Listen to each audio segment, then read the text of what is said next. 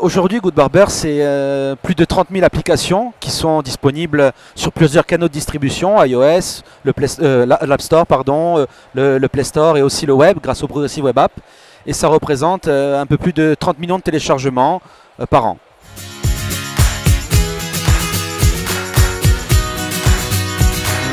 Alors Apple a clarifié sa position vis-à-vis des app builders au mois de décembre. Et en fait, dans cette clarification, Apple a bien spécifié que ce n'était pas l'utilisation des app builders qui était mise en cause par la review team lorsqu'ils font l'audit des applications avant de les mettre en ligne sur l'App Store, mais plutôt la relation contractuelle entre Apple et l'utilisateur de la plateforme.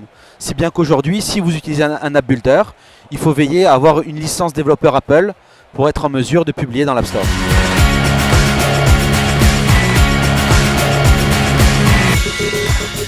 Doodle Maker, historiquement, c'est un produit qui s'adresse aux éditeurs, aux gens qui vont très loin dans l'édition, dans la création de web magazine.